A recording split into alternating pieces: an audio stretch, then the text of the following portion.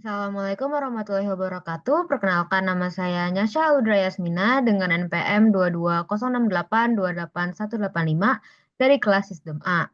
Pada video kali ini saya akan menjelaskan mengenai proses expense pada UD16. Sebelum memulai lab, terdapat 3 modul yang akan digunakan, yaitu expense, purchase, dan modul extra accounting. Kita kunjungi website ini melalui browser untuk mendownload modul extra accounting dengan klik download for 16.0 ini. Setelah diinstal, ekstrak folder zip tersebut ke folder Aston yang ada di folder instalasi Udo. Untuk menginstalnya, kita bisa membuka menu apps, lalu klik submenu update app list pada navbar dan klik tombol update. Pastikan bahwa modul expenses, purchase, dan accounting telah berhasil diaktifkan. Untuk expenses saya sudah terinstall, lalu untuk purchase juga sudah terinstall, dan untuk accounting juga sudah terinstall. Setelah sudah diaktifkan, login sebagai administrator, lalu ubah akses modul expense pada setting sesuai dengan ketentuan. Dengan akun Petra sebagai administrator, lalu Hani sebagai team approver, lalu Hana sebagai team approver, dan Atala sebagai administrator. Selanjutnya, login sebagai purchasing coordinator yaitu Petra, dan kita buat beberapa expense produk dengan ketentuan berikut. Ini adalah untuk penginapan, tiket perjalanan, konsumsi, dan akomodasi kendaraan. Lalu kita buat sebuah expense account dengan ketentuan sebagai berikut, dan pastikan kita menambah expense account pada expense product. Dan berikut adalah expense account general affairs. Selanjutnya, kita akan berperan sebagai staff HR General Affairs luar, login dengan akun Hani dan buat expense baru sesuai dengan ketentuan. Dan ini adalah untuk tiket pesawat Jakarta-Makassar, taksi bandara, tiket pesawat Makassar-Jakarta, makan malam Sushi Rock, dan Happy Hotel. Setelah semua data expense telah dimasukkan ke dalam sistem, buatlah laporan untuk semua pengeluaran tersebut dengan judul perjalanan dinas strip NPM. Nah, ini tampilannya saat sudah dibuat. Lalu ini adalah yang setelah disimpan, disubmit to manager.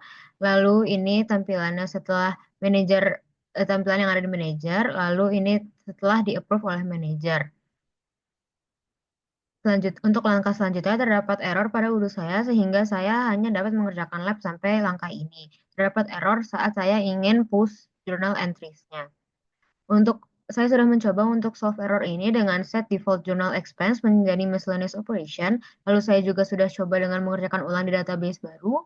Kemudian saya sudah coba dengan mengerjakan semua langkahnya pada akun administrator. Saya juga sudah coba dengan set default account pada default jurnalnya menjadi default account yang dibuat pada lab ini. Dan saya juga sudah coba cara dengan edit ya tipe jurnalnya menjadi purchase dan self default expense account-nya menjadi default account yang dibuat pada lab ini, tetapi error yang muncul tetap sama. Selanjutnya untuk DB Visualizer untuk melihat relasi modul HR Expense. Pertama-tama kita perlu menginstal DB Visualizer terlebih dahulu. Selanjutnya kita klik Create a Database Connection, lalu klik Create a Connection untuk membuat connection baru. Lalu kita pilih driver PostgreSQL, kemudian kita isi pengaturan database sesuai dengan yang sudah terdapat pada laptop masing-masing. Lalu kita klik connect jika sudah lengkap. Dan berikut adalah tampilan database berhasil dibuat. Pada database yang digunakan untuk lab ini, yaitu saya menggunakan expense 2, kita expand dan klik tables pada folder public, lalu klik open a new tab untuk melihat data table-nya. Ini adalah tampilan seluruh data table-nya. Karena jika melihat table terlalu banyak, maka di sini kita akan mengubah menjadi references di tab bagian atas dan pilih display options yang specify tables. Lalu kita pilih untuk menampilkan data dari modul expense dengan memindahkan HR expense ke selected tables. Dan berikut adalah visualisasi relasi tabel data yang terdapat pada modul expense.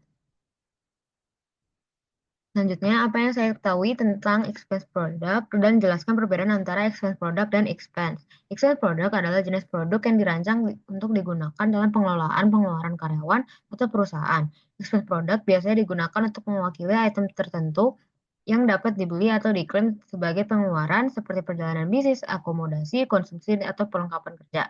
Sementara itu, expense adalah catatan aktual ya dari pengeluaran yang dilakukan oleh karyawan yang seringkali melibatkan penggunaan expense product. Expense mencakup detail seperti siapa yang menunjukkan jumlah yang dibelanjakan, tanggal, dan deskripsi penggunaan. Perbedaan utama antara keduanya adalah bahwa expense product adalah item atau kategori yang telah ditentukan sebelumnya dan digunakan untuk mendefinisikan jenis pengeluaran. Sedangkan expense adalah pengajuan aktual dari pengeluaran yang dilakukan oleh pengguna. Selanjutnya, apa langkah-langkah yang akan kamu lakukan di dalam UDU apabila laporan persetujuan yang telah kamu ajukan ditolak oleh manajer kamu? Menurut kamu, apa umumnya alasan pengajuan laporan ditolak oleh manajer? Jika laporan persetujuan di UDU ditolak oleh manajer, langkah pertama adalah meninjau alasan penolakan yang biasanya disampaikan melalui catatan atau komentar laporan. Setelah memahami penyebabnya, perbaiki laporan sesuai dengan masukan seperti memperbaiki kesalahan data, melampirkan dokumen pendukung yang kurang, atau memberikan penjelasan tambahan. Umumnya, pengajuan ditolak karena informasi yang tidak lengkap, kesalahan angka, atau ketidaksesuaian dengan kebijakan perusahaan. Setelah revisi, ajukan kembali laporan tersebut untuk persetujuan ulang. Selain kegiatan dinas untuk employee engagement dalam sebuah perusahaan, sebutkan 3 pengeluaran lainnya yang mungkin tercakup dalam pengeluaran divisi HR. Yang pertama ada pelatihan dan pengembangan karyawan, biaya seperti biaya untuk program pelatihan, workshop, seminar, atau kursus pengembangan keterampilan.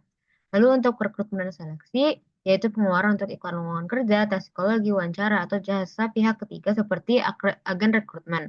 Dan yang terakhir adalah kesejahteraan karyawan, yaitu biaya untuk asuransi kesehatan, tunjangan karyawan, atau program work-life balance. Melalui lab ini, saya mempelajari beberapa hal baru terkait pengelolaan pengeluaran di UDU. Pertama, saya memahami cara membuat dan mengolah expense product seperti tiket perjalanan dan penginapan, serta mencatat pengeluaran karyawan secara sistematis menggunakan modul expense. Kedua, saya belajar tentang proses persetujuan berjenjang, mulai dari pengajuan laporan oleh staf hingga persetujuan atau penolakan oleh manajer, termasuk langkah yang harus diambil jika laporan ditolak. Ketiga, saya mempelajari visualisasi relasi tabel data dalam modul expenses dengan menggunakan Data Visualizer yang membantu memahami struktur data dan alur kerja sistem secara menyeluruh. Sekian tutorial dari saya, semoga video ini bermanfaat. Terima kasih sudah menonton dan sampai jumpa di video selanjutnya.